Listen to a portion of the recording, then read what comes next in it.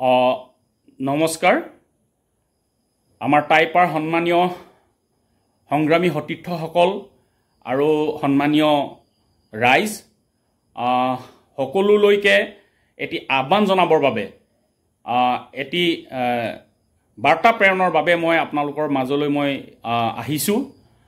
আজি সোণাৰী নগৰত এটা অতি দুৰ্ভাগ্যজনক ঘটনা হৈছে। এগৰাকী খিলঞ্জীয়া লোকৰ ওপৰত কৰা অত্যাচাৰৰ সম্পৰ্কত প্ৰশ্ন তুলিবলৈ যাওঁতে টাই আহোম জনগোষ্ঠীয় সংগঠনৰ কৰ্মীলৈ দাহ জাঠিলৈ খেদা মাৰি আহিছে, আক্ৰমণ কৰিবলৈ উদ্যত হৈছে, প্ৰাণে মাৰিবলৈ উদ্যত হৈছে। এই কথাটো কিন্তু অতি দুৰ্ভাগ্যজনক।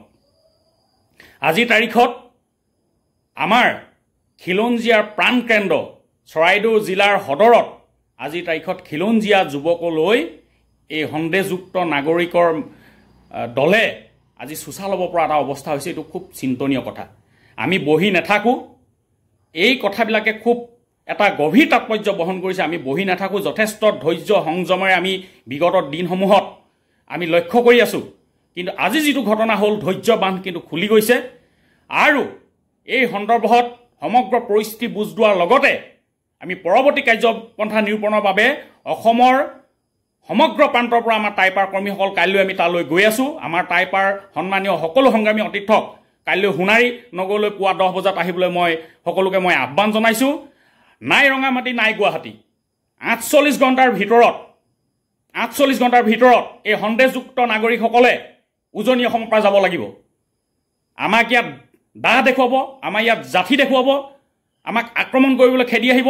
এই কথাবিলাক কিন্তু সহ্য কৰা নহ'ব। আৰু প্ৰশাসনকো আমি আহ্বান জনাইছোঁ, আপোনালোকে কঠোৰতকৈ কঠোৰ ব্যৱস্থা লওক।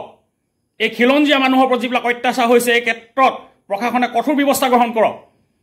আৰু নহ'লে আমি সংগঠনে নিজাববীয়া আমি কাৰ্যসূচী গ্ৰহণ কৰিবলৈ আমি বাধ্য হ'ম।